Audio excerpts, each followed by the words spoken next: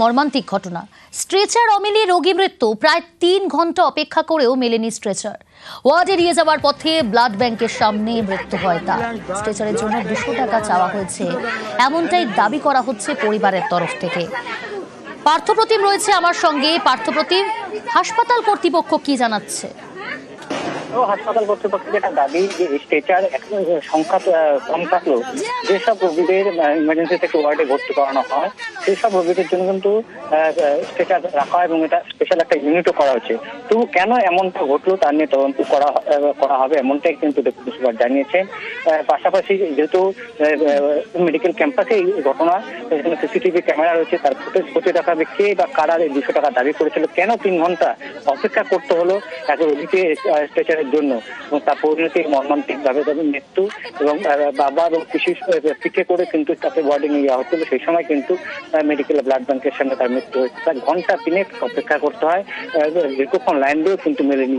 Stretcher 3 bed Bagdogra গ্রামীণ হাসপাতালে ভর্তি ছিল এই যুবক, পরবর্তীতে সেখান থেকে রেফার করা মেডিকেল এবং আজই মেডিকেলে যখন নিয়ে আসা। গাফিলতিটা কোন জায়গায় সুপার কি জানাচ্ছেন যে কেন এইভাবে অবহেলায়, যেখানে 3 ঘন্টা ধরে পড়ে থাকলো, অপেক্ষা করলো, তারপরও স্ট্রেচার না পাওয়ার জন্য মৃত্যু হলো তার? কোন জায়গায় গাফিলতি, কেন পেলেন না?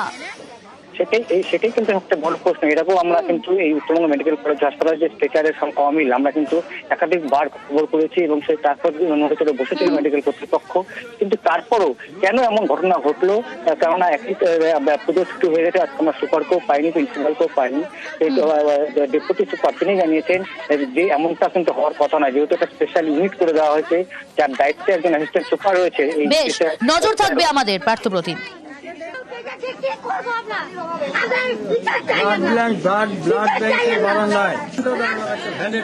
হুইলচেয়ারের জন্য 3 ঘন্টা স্যার লাইনে দাঁড়িয়েছিলাম, একটা হুইলচেয়ার ট্রেজার কিচ্ছু পাইনি। এখান দিয়ে একটা হুইলচেয়ার খালি নিয়ে যাচ্ছে, তখন আমরা ভাই হুইলচেয়ারটা একটু দাও না, আমাদেরকে পেশেন্টটা নিতে পারছি না, নিয়ে যাবো, 200 টাকা লাগবে, 200 টাকা লাগবে। আমি বললাম ঠিক আছে আমি তাই দেবো, দাও, তাও দিল না। এই বৃদ্ধ বাবা আমি 2 জন পিঠে করে ওইখান থেকে এইখানে আনলাম, এইখানে ও প্ল্যানটা বের করে দিল। ইমার্জেন্সি পেশেন্টের জন্য একদম সেপারেট আলাদা আমাদের ইমার্জেন্সি ট্রলি কেয়ার রুম আলাদাভাবেই করা আছে এবং টোটালটা সেটা হচ্ছে কি আমাদের সিকিউরিটি পার্সোনাল যারা থাকে তারা এই সিস্টেমটা অপারেট করে। 2-2.5 ঘন্টা ধরে আমি নিজেও ঠিক এটা ব্যাপারে ঠিক 100% শিওর না হয়ে বলতে পারছি না। যদি এরকম ধরনের ঘটনা ঘটে থাকে দেন অ্যান্ড দেয়ার আমাদের সিসিটিভি ক্যামেরা আছে, আমরা এটা নিয়ে আমি বলেছি যে ইমিডিয়েট ঘটনাটা কী হয়েছে টোটালটা এনকোয়ারি করতে, যদি এই ধরনের কোনো স্টাফ যে এর মধ্যে জড়িত থাকে তো এতটুকু অ্যাসুরেন্স যে তাকে 100% তার বিরুদ্ধে স্টেপ নেওয়া হবে। ব্রেকিং নিউজ এই মুহূর্তে। আশঙ্কায় সত্যি, লের বিক্ষোভের মধ্যে টার্গেট সোনাম ওয়াংচুক, তাকে গ্রেফতার। লের অশান্তির মধ্যেই গ্রেফতার সোনাম ওয়াংচুক। মৈত্রী রয়েছে আমার সঙ্গে সরাসরি। মৈত্রী, কখন গ্রেফতার করা হলো? যে আশঙ্কা করা হচ্ছিল সেই আশঙ্কাই তো তাহলে সত্যি হলো, কি অভিযোগ উঠলো তার বিরুদ্ধে?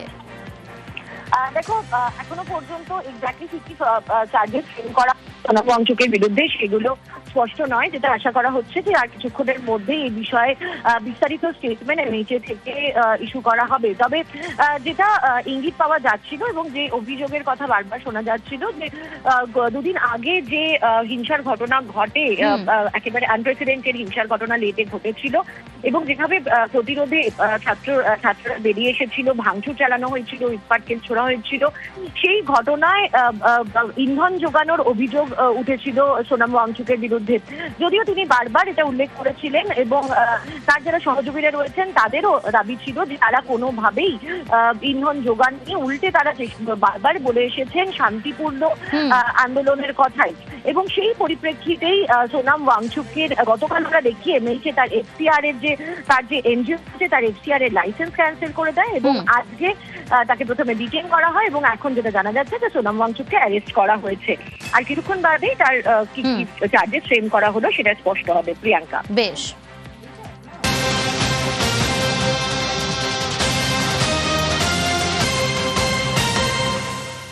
পরিযায়ী মামলায় বড়সড় ধাক্কা কেন্দ্রের। পরিযায়ীদের বাংলাদেশে পাঠানোর সিদ্ধান্ত খারিজ। কেন্দ্রের সিদ্ধান্ত খারিজ কলকাতা হাইকোর্টের। বাংলাদেশি দাগিয়ে সোনালী বিবির পরিবারকে সীমান্ত পার। সিদ্ধান্ত ভুল, পর্যবেক্ষণ হাইকোর্টের ডিভিশন বেঞ্চের। 4 সপ্তাহের মধ্যে পরিযায়ীদের ফেরানোর নির্দেশ। কলকাতার হাইকোর্টকে আমি ধন্যবাদ করলাম, আমার মেয়েকে যেমন ফিরে আনে, আর মমতা ব্যানার্জি আমার ছেলেকে যেমন ফিরে নিয়ে আসে, সব ধন্যবাদ। কলকাতার হাইকোর্টকে আমার ধন্যবাদ। মমতা ব্যানার্জি আর সামিরুল ইসলাম না থাকলে আমার মেয়ে ছেলেকে আমার ক্ষমতা নেই আনার। ওরা ছিল বলে আমার মেয়ে ছেলেকে ফেরত পাচ্ছি। দিল্লির পুলিশে যেভাবে অন্যায় করে আছে, না জানি না জাজ করি একবার বাংলাদেশ পাঠিয়ে দিয়েছে, খুব অন্যায় কাজ করেছে। আমার বাড়িটা বাংলাদেশ নয়। এরপরই শুরু হয়েছে রাজনৈতিক চর্চা। সোনালী বিবির ঘটনাটি বিচ্ছিন্ন এবং দুর্ভাগ্যজনক, কিন্তু তা বলে বাংলাদেশি অনুপ্রবেশকারীদের যে সিংহভাগ ভারতবর্ষের মধ্যে ঢুকে বসে আছে, ভারতবর্ষের পশ্চিমবঙ্গে আস্তানা গেড়েছে এবং পশ্চিমবঙ্গকে করিডোর করে সারা ভারতে ছড়িয়ে পড়েছে অন্যান্য যে রাজ্যগুলিতে, তাতে কোনো সন্দেহ নেই। কয়েকটি ক্ষেত্রে ভুল হয়েছে, কিন্তু ভুল একটা ক্ষেত্রে হয়েছে বলে 100 ডাকাতকে ঘরে ঢুকতে দিতে হবে এবং এই সোনালী বিবিদেরই জমি এবং কাজের অধিকারকে ছিনিয়ে নিতে হবে, এ কথা কে বলেছে? যেখানে বীরভূমের একটা গর্ভবতী মহিলাকে এবং তার সাথে 6 জনকে বাংলাদেশি বলে ডিপোর্ট করে দেওয়া হয়েছিল। হাইকোর্ট আজকে অর্ডার দিয়ে বলেছে যে এফআরআর যে ডিপোর্টেশন সেটা সম্পূর্ণ অবৈধ এবং বলেছে 4 সপ্তাহের মধ্যে তাদেরকে ভারতবর্ষে ফিরিয়ে আনতে হবে।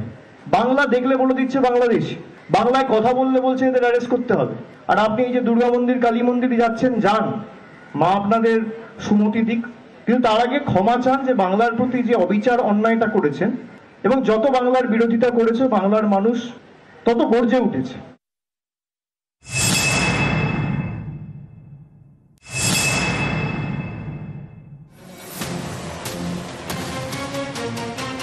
ভিন রাজ্যে বাংলা বলায় হেনস্থার শিকার এ রাজ্যের পরিযায়ী শ্রমিকরা।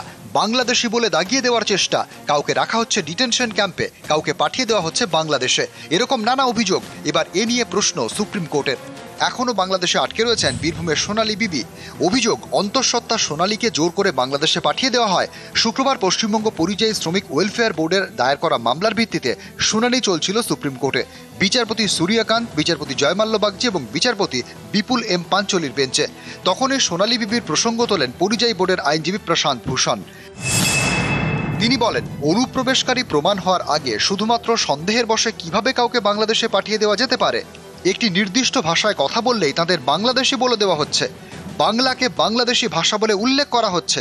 সংশ্লিষ্ট রাজ্যের বক্তব্য জানার আগেই তাদের ডিটেনশন ক্যাম্পে পাঠিয়ে দেওয়া হচ্ছে। বিভিন্ন রাজ্যে 1000-এর বেশি ডিটেনশন ক্যাম্প। পরিযায়ী শ্রমিকদের মধ্যে আতঙ্ক ছড়িয়েছে।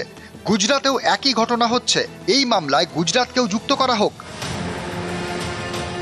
পাল্টা কেন্দ্রের প্রতিনিধি সলিসিটর জেনারেল তুষার মেহতা বলেন, সংগঠন কেন মামলা করছে, কেন ব্যক্তিরা এগিয়ে আসছেন না? কিছু সংস্থাকে কিছু রাজ্যের তরফে ব্যাকআপ দেওয়া হচ্ছে। দেশে সিস্টেমেটিক ইনফিল্ট্রেশন হচ্ছে। এর ফলে দেশের ডেমোগ্রাফি বদলে যাচ্ছে। এজেন্টরা অনুপ্রবেশকারীদের ঢুকতে সাহায্য করছেন, নথিও বানিয়ে দিচ্ছেন। জাতীয় স্বার্থের বিষয়, আতঙ্ক ছড়ানো বন্ধ করুন। এই মামলাকে রোহিঙ্গা মামলার সঙ্গে শোনা হোক।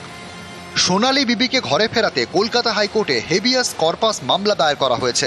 এদিন সুপ্রিম কোর্টের নির্দেশ, কলকাতা হাইকোর্টকে হেবিয়াস কর্পাস মামলা দ্রুত নিষ্পত্তি করতে হবে। নিউজ 18 বাংলা।